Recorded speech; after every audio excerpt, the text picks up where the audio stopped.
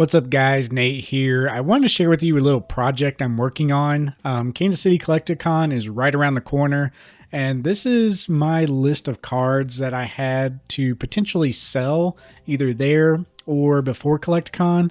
Basically, a small stack I've had laying around. If you listen to the PokeDoc podcast, you heard me mention this stack many times, how I just need to sell them. What's interesting though is I'm about to price out all these cards. So we have the grade here in column A. Most of them are PSA 9s. However, some like a Shadowless Zard, I have a PSA 6, pre-release Clefable in a 6, a couple other WotC cards in an 8, but pretty much everything else is a 9. These are on the potential chopping block for me. My personal collection goals are kind of growing. Why is this guy not centered? I don't know. But yeah, that's kind of the layout. We got grade, we got the card, we got the quantity, and the market price. What I'm going to be doing for each of these cards is going on eBay and checking out the market price of every single thing, which I kind of did here. I still have some left over here. I kind of grouped these off to the side because these are non-Pokemon. We have a SDK Blue Eyes and a Albert Pujols sports card and a Tiger Woods card as well. So those I might sell, I might not. This is the maybe pile. So anything not Pokemon and definitely in the maybe is over here. We do have some Lorcana, so I'm going to show you guys some Lorcana prices. I have the entire D23 Expo set in a PSA 9, including the promo Mickey card. So yeah, we're going to be pricing those out at PSA 9. I'm a pretty good believer in Lorcana. I really think this card game is going to do well. And we'll see as far as the collectability. If you are collecting Lorcana, you definitely want to be keeping an eye out on these 7 cards here from the D23 set that came out last year. These are going to be the grails of the hobby for sure. I mean, that's pretty obvious right now. They have already seen some insane growth. So we're going to price out all of them in a PSA 9.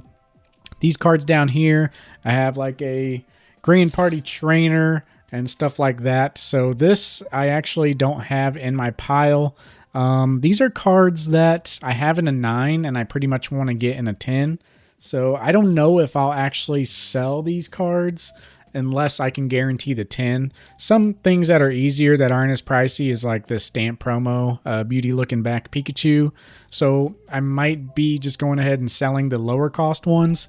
For the Scream Mimikyu and Mario Pikachu, I did have these cards in a 10 already, but I sold them at a pretty good price back in the day. But now I might be looking to upgrade. So specifically with the Grand Party Trainer, Scream Mimikyu, and Mario Pikachu, I probably won't be selling those. Let me see if I can pull those up here for you. Yeah, so these 3 cards right here, I don't know if I'll be selling these unless it is a situation. Sorry, I'm trying to get rid of the glare there, but especially this guy. I mean, it's really hard to find these in a 9. They do grade easy in a 10, but I don't know if I'll be selling my 9s unless there is a 10 there that I can trade or work in a deal for. And I also don't know if I'm even bringing all this because that's quite a few cards to be bringing. So I'm probably only going to be bringing this stack here at most. With all these Charizards, I'm probably not even going to bring those because the way I laid it out here, as you can see, this is the market price. This is the minus 15% that I could expect to get off eBay. And this is the minus 30% that I could maybe expect to get on a vendor. But if they're giving me cash, sometimes 30% off is like even a little low. Sometimes they're wanting to do like 60% of market price. So if it's a card like this, I'm probably not even going to bring it and just kind of sell it on eBay to get that extra 175. So that's kind of my thinking here. I'm just going to lay it all out there and we will go through some things. Another thing that's interesting is I priced all these out at the beginning of the year. So like this Shadowless Zard, you can see I have 820 on it. So after I do all this, I'm going to go through the list and kind of see how things have changed in 6 months. So let me go ahead and do all this here. And I think I can pop in formulas. I'm a little rusty with the Excel, but yeah, we'll check it out and we'll give you guys an update then. So we'll see you here after I get all these prices figured out. As always, I'm looking on eBay for the most recent sales. I'm looking up the card in general, seeing what I could buy the card for right away. But before I do that, and before I dig too much, I'm going to look at sold items here. So this is, of course, how I find all the prices. Here is a PSA 9 Grand Party. Looks like it actually sold at a best offer. This card is kind of selling low right now, so it's a pretty good time to pick up a 10 for cash. As you can see here, 1600 seems to be the going price. I'm gonna say the Grand Party Trainer, it's coming back down, so 735. I'm gonna say like 740, I guess, right now. So I'm gonna go over to my card list here for the Grand Party Trainer, and we're going to be putting in 740. So that's kind of how I'm getting these market prices. So that's pretty typical way if you guys are trying to find stuff. But yeah, and if you can see here, if we go back to the listings that pop up initially, this is actually kind of quite overpriced. The Grand Party Trainer card was never really I feel like it's always an iconic card, but price-wise, it just never really took off like they usually do. So, yeah, this one will be pretty hard to find in a 10 that's reasonable because people seem to be overpricing all of these right now. If you can find an auction like we did, like this one right here, this is pretty much the ground price. This really tells you exactly, like, for sure the market price. So you definitely want to lean towards the ones with like bids and end at auction over the ones that are buy it now. But yeah, we're going to say 740. So you can see from past sales in April, this card's actually trending down. So this might be one that I just kind of hang on to. So yeah. Moving on to the Stamp Box Pikachu and the Cramorant. These are cards that have went up quite a bit here recently with the Japanese hype. So yeah, let's go ahead and type in PSA 9 to see where they are selling at. Let's go down here, oh yeah, we are looking at sold listings already. So yeah, let's check it out here. We have 690 for a PSA 10. This is one that I would probably buy right away if I made all these sales. Looks like it's kind of holding steady, kind of all over the place there. But we're looking for the PSA 9, which is kind of hard to come by here. So here's one that's sold with auctions.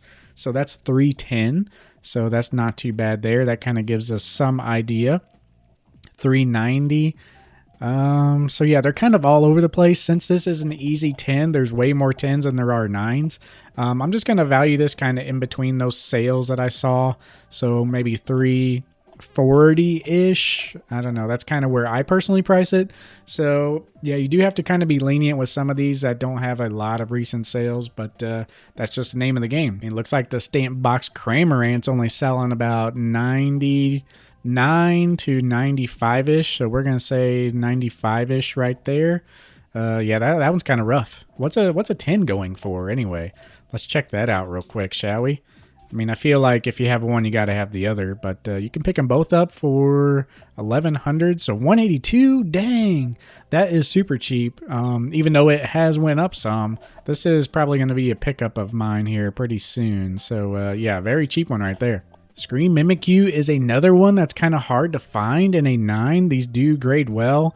You can see these were best offer accepted, so that doesn't really tell us much. There are some websites where you can kind of get that information, but I'm looking for one that has ended with bids. So here we go right here. This is from the UK. It's got 112 shipping. So what is that? That's going to be like $27.50-ish. So, this is another one that has just skyrocketed. So here's one. This was in May. So this was, before the June hype for promos. So if this is selling about 2,000, that last one, like 27.50, I'm going to say now with it cooled down a little bit, this is June. So, I don't know. This is kind of a tough one here. This one, I might have to do a little more digging on like a third-party site to see what is up. But let's look at the current listings here, see what we find. Because I mean, this one's really hard to price.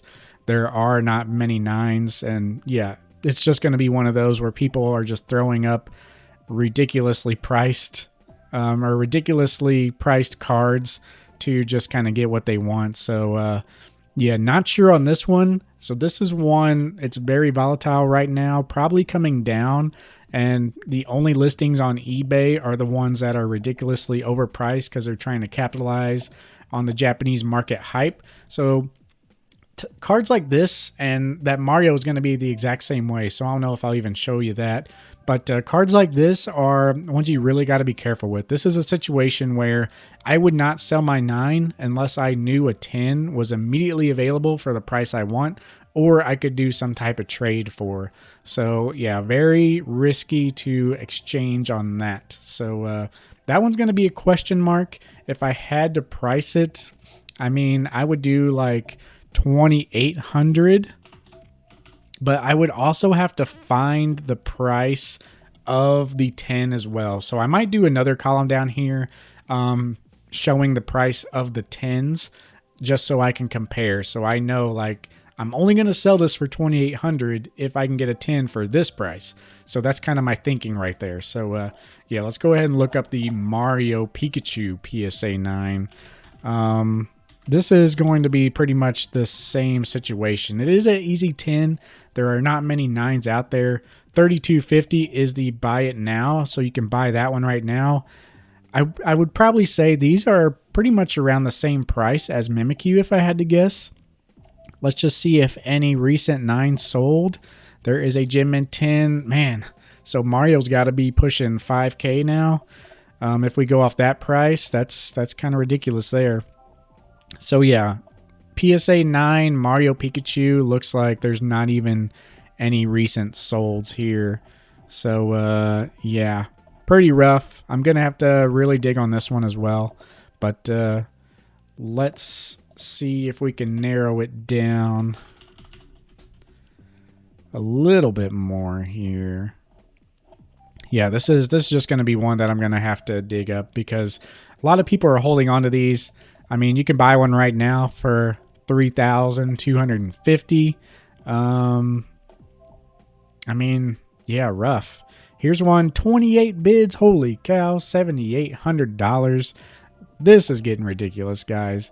So yeah, this is definitely another one where I would not sell unless I could guarantee have a 10 in my hand, whether that be a trade or not. So yeah, we're going to hold off on this one. Since you can buy one immediately for $32.50, that is what I'm going to put in there. I'm going to do like 3,200, but I'm going to put a asterisk by it. So I'm really going to be cautious with that one. And that's pretty much the price that you can buy it now for. So yeah, that one's a asterisk. So that one's special. So all right, guys, enough talking. I'm going to fill out the rest of this. I'm going to go through the Lorcana and the sports cards, and then I'm going to do a formula here that pretty much gives us 15% off and 30% off, and we'll do a running total of at least these cards, and I'll talk about my plans or what I plan to do with that money. So, yeah, let's jump on over to that. See, here's what I'm talking about with the Disney Lorcana. Got to pop in here. PSA 9 Elsa promo 2,400. These are also easy 10s. I already capitalized on my 10s and bought a set of 9s. But yeah, all these cards are over $1,000, guys. So if you guys are sleeping on these, I mean, you have to go check it out. Yeah, like $14.50 for the Maleficent. One of the cheaper ones is the Captain Hook. So I'm just looking through recently sold listings here. This Stitch was a really popular one. I'm kind of surprised that's only bringing in $840. More people are learning about the game right now and the mechanics. So this Maleficent card was actually a lot lower than Stitch initially, but the mechanics of the Maleficent, and people are already doing proxies and play testing. I mean, yeah, it's becoming pretty evident that that's a good card to actually play with. So playability is a factor on a lot of these cards. So yeah, the Corella, I'm going to say like $845. Robin Hood and Captain Hook are probably the lower end cards of the whole set. Here's a PSA 9 and 10 set for going for 6,000. Let's go ahead. Yeah, as you can see here, June 9th, a PSA 9, 1,300 there. This is the last Captain Hook that I see, so I'm gonna say like 950-ish to kind of bring that. Actually, let's just go 960. There we have it. I'm gonna try to figure out these formulas. It's been a while, but let's see if we can figure it out. All right, I think I can do product. Okay, so if I am correct here, what do I want to do? D8 minus D8 times 0.15. What does that give me? Is that right? Did I do it right first try? I don't know. We'll see here. Okay, here is the formulas. So we want to make this dollars, and we want to probably get rid of 2 decimals there to make it simple. So look at that. All right, so this is 15% off. This is what I could expect to get cash if I sold on eBay. All right, so for this one, we need the sum. So we want to do equals the sum. Yeah, so equals sum of F7 through F34. That's what we want to do. So there we go. So this is at minimum, if I sell stuff to the vendors at minimum, this is the amount of money that I should expect to be able to buy with. So like I said, though, I'm not going to be bringing all these cards, especially this section over here, because that is just way too much. And if I sell these, I'm definitely going to be selling online. So yeah, this is the minimum expected value that I'm kind of going with. If any vendor offers me less than 30% for like trade or stuff like that, I'll probably not be doing that. But yeah, let's go ahead and see, like, if I sold it online, we could do the sum of E7 through E34. Yeah, we're looking at almost $1,000 more. A lot of that is in big cards like this, the Charizard, which I'll probably be trying to sell at market price only. So yeah, we're looking at a little more there. A lot of these big cards like Lenticular Deoxys, I will pretty much be wanting to sell at that 15% mark. So yeah, a lot of vendors might have to be between these two numbers. So I might be trying to push like 3,000 if I want to sell a lot of this stuff. But if I don't bring the Charizards, that's a huge chunk that, comes out of that.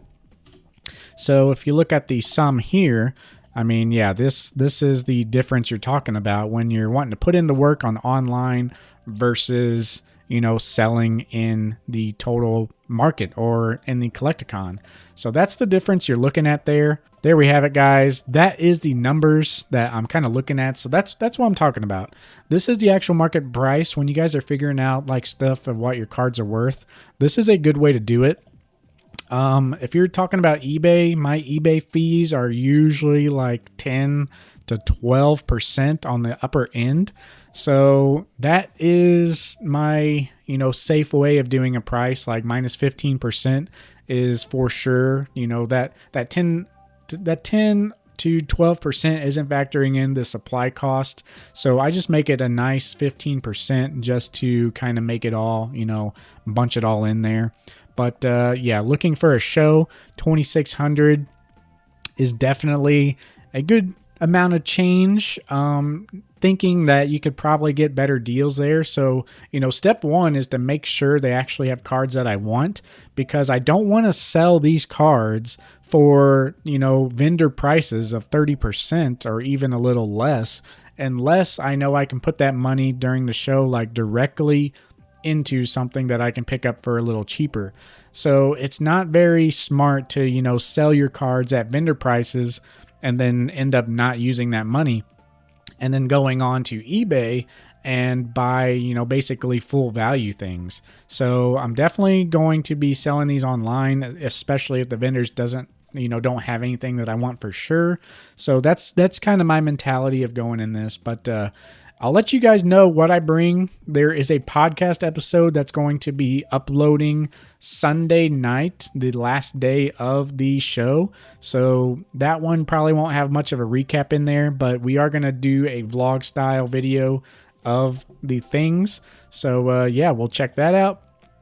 Let's go ahead and do this though real quick just to show you the sum there. Yeah, that is going to be the sum of the big cards. So if I could ultimately convert all this money into, that's, if we could safely say like 3,600, and this would be, probably 3,000 or so if I had to guess off the top of my head, probably a little less. But if I could convert all that into bigger PSA 10 cards of these guys, that would be something. So yeah, thank you guys for watching. If you guys want to see the recap video, be sure to subscribe. And yeah, this is pretty much how I break down my collection, or if I'm looking at what something is worth. So yeah, hope you guys enjoyed this style video. Might be doing some more of these, and we'll see you in the next one. Peace. Psych, just kidding. If you made it to this part of the video, thank you for watching, guys. This is the final document that pretty much sums it up. As you can see over here, the totals are pretty insane. This is mostly from the Lorcana set and the cards that I have in 9 that I'm not willing to really sell unless I find the 10. So it looks like a lot, but it's not really. Essentially for my Collecticon, like I said, if I don't bring these Charizards, that's quite the considerable amount less.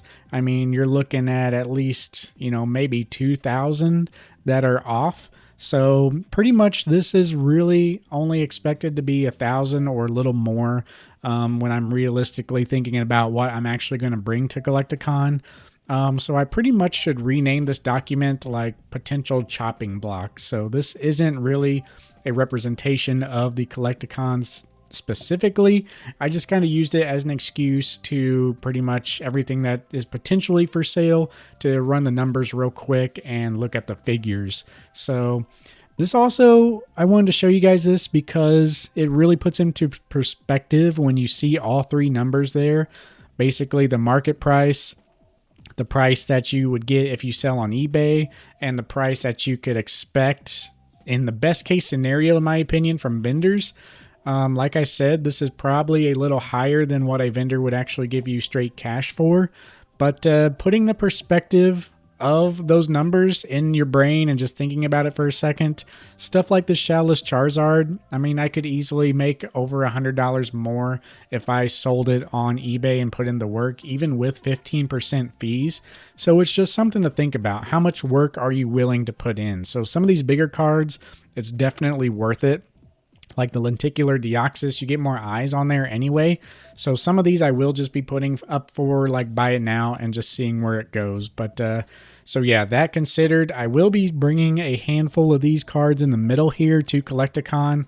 Unfortunately, that is the kind of cheaper cards. So yeah, not really looking to make too many huge plays, but you never know what could happen. So thank you all for watching, and we'll see you in the next one.